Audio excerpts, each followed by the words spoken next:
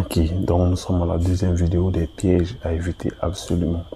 Pour ceux qui n'ont pas regardé la première vidéo, je vous invite à aller regarder la première vidéo parce que ça va beaucoup vous édifier, ok? La deuxième vidéo, on parle du deuxième piège. Il s'agit du mirage de l'infini. Le mirage de l'infini, c'est quoi? De quoi s'agit-il concrètement? Ok, il s'agit d'une fonction.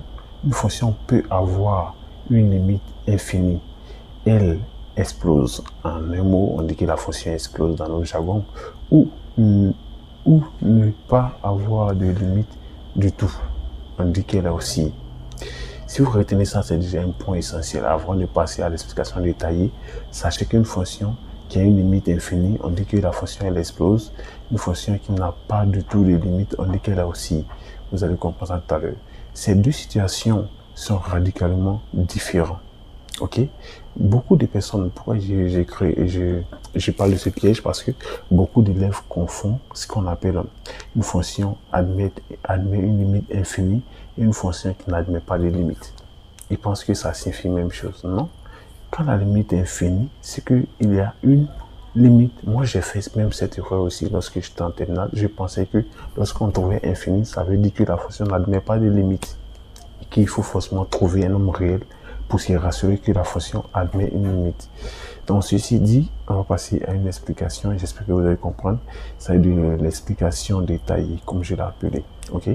Donc, le nuage entre limite infinie et pas de limite est la plus punitive au bac. Vous avez compris? C'est la plus punitive au bac. Il ne faut pas confondre les deux, ok? Par exemple, lorsque nous avons limite, lorsque x tend vers plus l'infini de f de x, qu'on obtient plus l'infini, signifie que f de x explose vers le haut. Ça veut dire tout simplement qu'on trouve plus l'infini, ça veut dire la fonction explose vers le haut, c'est-à-dire sa courbe monte, ou bien sa courbe est croissante, tout simplement. C'est une vraie limite dans R bar. Ok, je vais vous expliquer R bar. Qu'est-ce que signifie R bar? Parce que beaucoup ne savent pas, beaucoup ont fini de la classe de terminale ne sauront pas. Heureusement, vous êtes sur cette vidéo. R bar signifie tout simplement tous les nombres réels, incluant moins l'infini et plus l'infini. C'est-à-dire tous les nombres réels avec moins l'infini et plus l'infini. Ok? Voilà, c'est tout simplement ça. Ok? Continuons. On a aussi f de x qui est égal à sinus de x quand x tend vers plus l'infini, aussi indéfinitivement entre moins 1 et 1. Ok? La fonction, par exemple, quand on prend, j'ai fait un répé ici. Regardez bien sur répé. Vous voyez sur répé, la fonction sinus est une fonction qui oscille entre moins 1, c'est-à-dire ici est 1. Ici, nous avons moins 1 sur l'axe des ordonnées. La fonction sinus est une fonction qui oscille comme ça. Qui oscille comme ça, entre moins 1 et 1, comme ça. Ok? C'est aussi valable pour la fonction cosinus. Ces deux fonctions n'admettent pas de limite, en plus l'infini. Ok? Donc, j'ai tellement mis ici qu'elle n'a aucune limite, ni finie, ni infini. Ok. Donc, dans ce cas précis, l'erreur fatale que vous ne devez pas faire, c'est d'écrire que la limite lorsque x tend vers plus l'infini de sinus de x égale à infini, que ce soit moins l'infini plus l'infini. C'est une grave erreur et est un non-sens mathématique. Ok. C'est un non-sens mathématique que vous devez retenir. Ok. C'est un non-sens mathématique. Donc, on continue.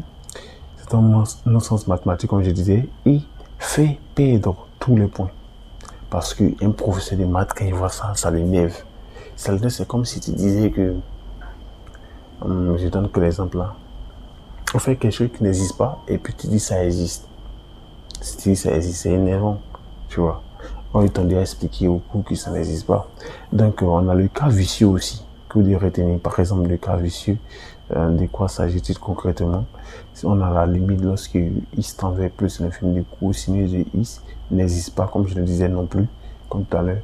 Par contre, la limite, voilà, ça c'est le cas vicieux, Bon, vous allez apprendre tout ça au fur et à mesure, vous allez voir les formules, mais ils ne vont pas vous expliquer comme ça au cours.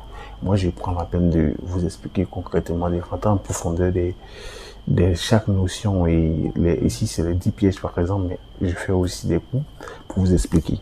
Par exemple, la limite lorsque x tend vers plus l'infini du exponentiel, cette fonction c'est exponentielle de moins x sinus de x égale à 0, ok, par le théorème des gendarmes. Ok, ça s'explique par le théorème des gendarmes. On peut, en utilisant le théorème des gendarmes, on peut aboutir à ce résultat. Ou bien par la croissance, voilà, le théorème des gendarmes c'est tout. Le théorème des gendarmes c'est tout. Croissance comparée, c'est pas trop ça. Mais le théorème des gendarmes justifie clairement la réponse qui est là. Le résultat à 0, le théorème des gendarmes justifie ça. Ok, d'accord. Donc, ceci dit, nous allons voir, comme d'habitude, le schéma mental. Qu'est-ce que de retenir concrètement? C'est ça que le schéma mental. Ok, donc à quoi est-ce que j'ai assimilé ces deux notions? Le schéma mental que de retenir ici, c'est que une limite infinie, c'est une fusée. J'ai assimilé ça à une fusée qui décolle. Une fusée qui décolle. En revanche, une absence de limite, c'est un pendule qui oscille sans jamais s'arrêter. Comprenez une chose? C'est un pendule qui oscille sans jamais s'arrêter. C'est-à-dire, ça est là, ça oscille sur moi. J'espère que vous voyez l'image sans jamais s'arrêter. Ça, c'est une absence de limite. Parce qu'on ne connaît pas la limite. Vous voyez comme c'est clair? Donc, c'est un peu ça. Donc, ceci, nous sommes à la fin de l'explication de ce piège qui est le mirage de l'infini. Ok, maintenant le prochain piège, je vais vous donner le prochain piège. Le prochain piège que nous allons expliquer, ça sera le piège des territoires séparés. Si vous avez hâte, alors restez scotché. Ok, donc ça sera le piège des territoires séparés. De quoi s'agit-il? On va en parler dans une prochaine vidéo. Merci.